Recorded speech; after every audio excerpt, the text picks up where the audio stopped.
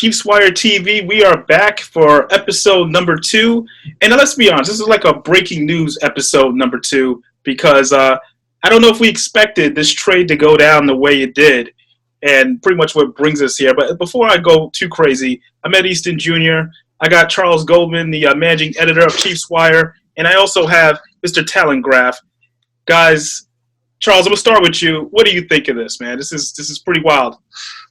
Yeah, I mean, it was kind of interesting because a couple hours before the trade kind of came through the pipes, you hear there's a report from Josiah Anderson that that things are kind of heating up after having been pretty cold around Orlando Brown Jr.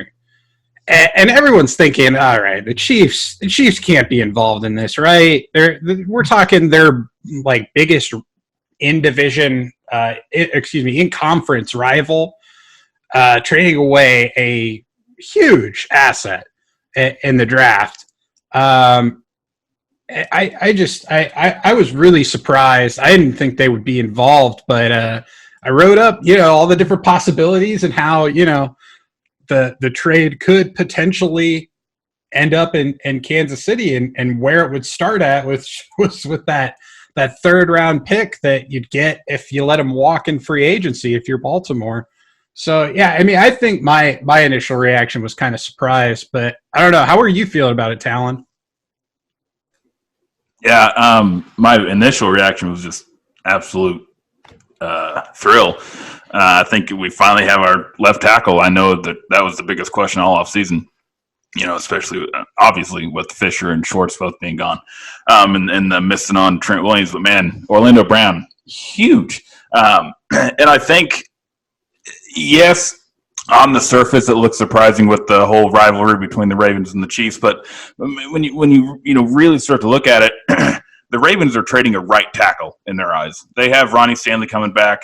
Orlando Brown was not their guy at left tackle. He didn't want to play right tackle. He was gonna be gone anyway. Let's go get another draft pick. Let's maybe trade up to go get a star receiver, maybe an edge rusher, something like that, or maybe just get two, low red one caliber talent. So for the Ravens, and plus, I know they weren't necessarily hands-on involved, but Harbaugh and Reed have a great relationship. They go way back. So these two franchises, it's not like it's a bitter rivalry. This is a respectful rivalry between these two organizations. So I'm not that shocked to see this transaction go down. But, for the Chiefs are getting a left tackle. The Ravens are trading away a guy that doesn't want to play on the right side anyway. So for them, I don't think sending him away was as big of a deal for them as some people might think. The thing that kind of stuck out to me the most is just the fact that Brett Veach was able to pull off a deal with pretty much a rival. I know they're not in the same division, but the Ravens and Chiefs have a pretty good rivalry going over the last couple seasons. And you bring in a guy that is basically he's such an important piece to what they had with Lamar Jackson in terms of his protection. And now you send him to the other side with Patrick Mahomes. And I just thought that was pretty interesting. Deals like this, I understand Brown wants to get paid, and that's pretty much the biggest part of why this trade was going to get done. Kansas City has to find a way to pay him pretty much what he's worth at this point. It's just going to be interesting to see how the dynamic is going to be. Who's going to be starting, who isn't. Like I know it's kind of early for us to be throwing that out there, but I can expect some cuts to occur because of this on the line. I don't know how you feel about that, Charles. Yeah, I don't know. I mean, there's always probably going to be some cuts. They're throwing a lot of darts kind of at the offensive line position, and they're kind of just going to see how it all shakes out. But I don't think there will be any specifically to accommodate a contract for Orlando Brown. Yeah, they already came out and there's a report out there that they're willing to franchise tag him in 2022 when he's a free agent, and the cap really kind of blooms in the 2022-2023 area. I mean the Chiefs still have pretty low number in terms of cap space in 2023. I think like projections put them like towards the bottom of the league, but that's also still like 70 million in cap space right now because the number just goes up so much, and a lot of teams don't have cap commitments beyond, the next couple of years. But I don't think they're going to have any trouble paying him. I mean, they were obviously willing to pay $24 million a year to Trent Williams in free agency this year, in addition to the Joe Thuney deal. So they can come up with the money to make that happen. I don't think that should be a worry, so to speak. I just want to double back a minute, though.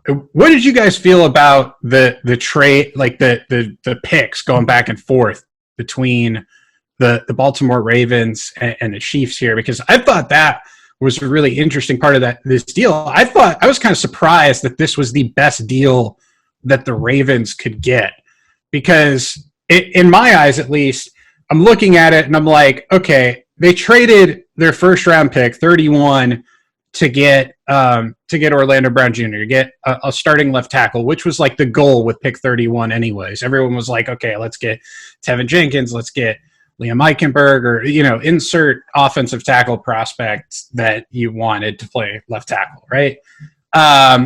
So that in my eyes, that's one trade. But a whole separate trade is what happened with the second round pick and the future six rounder, right? So I'm looking at like the trade value chart here, and the picks that the Chiefs sent over in terms of trade value are equal to a value of 181.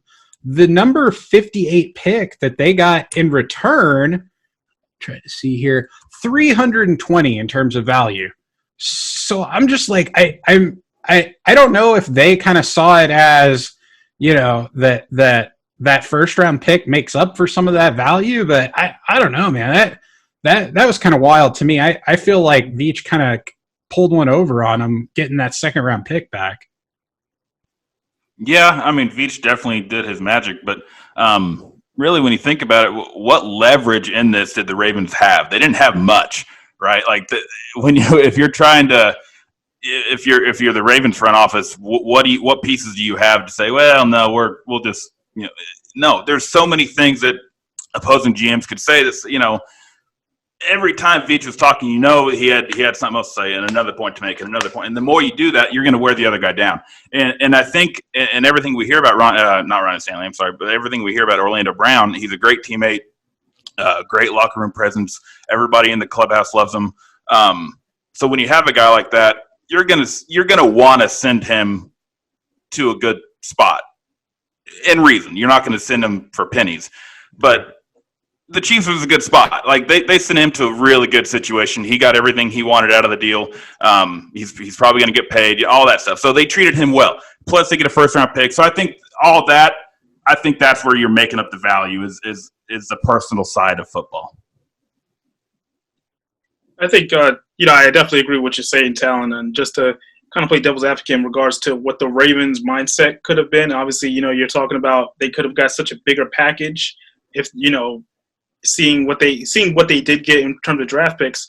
I look at this draft. There's so many offensive linemen, quality offensive linemen in this draft, that you kind of look at it and you can see why they would do that. So it's like they could get a later pick and say, okay, let's probably trade back. I can see a lot more teams trading back if they are looking for offensive line help. That could be a reason. Obviously we're all kind of just speculating at this point. But I just can see that as being a legit possibility as to why they would just pull the trigger on a deal like that. Right. And another thing you might want to look at, sorry, Charles, but let's say Washington, I heard they were interested, but were they willing to send their first rounder? Like who was willing to send a first rounder? The Chiefs were in that meet where 31, okay, like it's a first rounder, but if you pair that with, I think what Ravens have 26 or something, you could package that up. But the Washington football team probably not going to send their first rounder. If they are, they're going to ask for something more. They're probably going to ask for your first rounder in return, something like that. There's just more to it, than there's so much more. So I think the Chiefs, where they were drafting, made that first round pick, feasible to trade away, while other teams maybe were like, okay, let's pump the brakes on a first round value. And, I think it's also a little bit interesting, reason that Orlando Brown Jr. wants to play left tackle, right? His father played in the league for several years, played right tackle with Cleveland Browns, Baltimore Ravens. When his father was in the league, there was kind of still, like nowadays, there's not so much the stigma with right and left tackles. Like the athletes that are playing the game today, like, right and left tackle, it's not such a thing. But back then, it was kind of like if you're on the right side, like you weren't as good. You weren't the best player on the offensive line. You had to be a left tackle to be like the best tackle. And his father, when he started playing football, always envisioned for him to be better than him, and that meant playing left tackle. And I just think that it's really, it's something that, like a sign of respect, that the franchise was willing to say, the Ravens franchise was willing to say, okay, we'll trade you to let you, pursue that goal and that dream. Even if we don't necessarily value you there, think that you're a left tackle for us. So I thought that was kind of cool. And I mean, it makes me really root for him that much harder because, just seeing that he's trying to make his dad proud, prove him right. And his father passed away, relatively recently. So, that I think is going to be an important storyline to see it play out in Kansas City. Another thing that obviously is, we were talking about draft picks and the possibilities moving forward. Now with the Chiefs making this deal, how do you think they approach the draft in regards to the picks? And I'm going to start with you, Talon. Yeah, man, with Veach, you never really know. I mean, I know he has kind of an MO on these things, but he's made one first-round pick, and that was CEH last year. So he's kind of – his second-round picks haven't been great recently, McCole Hardman, Breland Speaks. So I don't know. Hopefully he does well with these picks because he tends to do really well the later on in the draft it goes and finding these gems that you dust off a little bit like, oh, hey, they're really shiny. But, yeah, so I think whatever they do, they just have to hit on their guys because, you don't have to look that far back in history to see that they just don't hit on early guys that well. So I think you go receiver and edge defender. Maybe you package them to trade up earlier if there's a guy you really want to see. But, yeah, I know that right there in the second, third round, there's a big drop-off in talent. So whatever they do, I know they have a plan in mind. But whoever they have their eye on, they hit on them. I don't know if you caught this during Brett Veach's press conference. I thought it was kind of funny, but he was asked a question about Tyrann Mathieu, and he went to go say Tyrann's first name, and he accidentally said Tylan Wallace out of Oklahoma State, the receiver. I think it's probably just, tired. I'm not going to read too much into that, but I thought that was kind of funny. But no, I mean, Veach came out, and I don't know how much you can actually, take from his press conference and like believe it, right? Because he spoke to the media an hour and a half before this trade, and he was basically asked point blank, "Hey, what's the trade market like for offensive tackles?"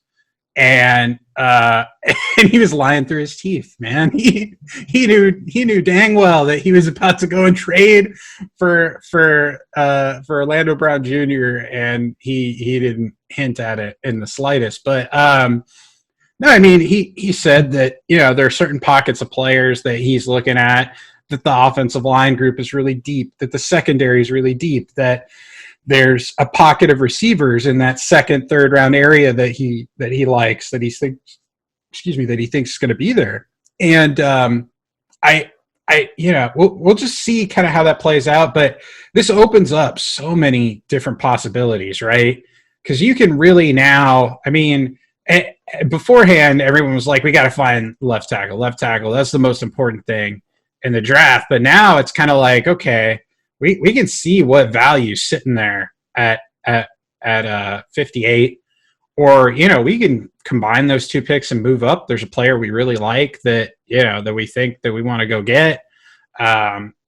You can trade back with one of those picks, though. I found it kind of interesting that they managed to keep 63 they've had that pick now. This would be the third year in a row that they would make a pick at 63. The last two were pretty good, right? Juan Thornhill and Willie Gay Jr. So that could be a money spot for them. But I think there's just so many different possibilities, so many different ways it could go now. And I think you're still maybe looking to improve the offensive line, depending on who's there. Maybe it's an interior offensive lineman, a center who kind of falls and is available there. Maybe you're looking at the right side. Maybe you want to like shore up that side and find another guy to kind of throw into the competition there. There's really just so many possibilities. It's a lot of fun. I think it's still, I think a lot of people are like, hey, we don't have a first round pick anymore. That's sad because everybody loves the draft, right? But I think this opens up so many more possibilities that it's going to be a lot more fun for fans. Okay, guys. Quickly, I know we're going to have a special mock draft where we're actually going to go down you guys' list next week. But I just want to be sure here in regards to the focus. You're saying maybe they'll still go offensive line. Do you feel like they're going to try and say we're going to focus more on the defensive side of the ball in regards to picks, or is this just still up in the air? Are we just going to settle on that? Because I kind of want to hear a name. I want you guys to throw out the one name you feel like would be the Chiefs' first pick in this situation. Talon, you got anybody? Yeah, dude, I'm really high on Amon-Ra St. Brown, and I don't know if he lasted 58. But if we could package that with the other second and go get him if he's starting to kind of tumble and the Chiefs feel like they can go grab him, that'd be awesome. But yeah, I think that's the guy that I really have an eye on that is like that's realistic. And I think that's a guy that could definitely overtake Demarcus Robinson and McCole Hardman. That's a pro, and he's going to be a good second receiver for any team. Yeah, I think it's funny. We got Orlando Brown Jr. You went with Amon-Ra St. Brown. I'm going to go with a different Brown. I'm going to go with Diami Brown, wide receiver out of North Carolina. Wow, I can't speak. I think he is someone that they'll be lucky if he's available at 58. I think he's a bit of a speedster. He has a really good time doing the deep routes and whatnot, but he can also kind of play and step in. Play that X role that Sammy Watkins does. He's physical, blocking in the run game, can play in the slaughter on the outside. I like what he offers.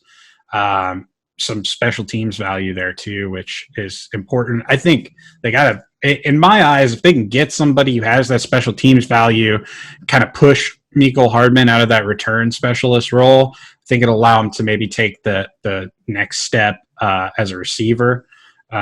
Focus on one less thing, and I think the whole team would be better for it.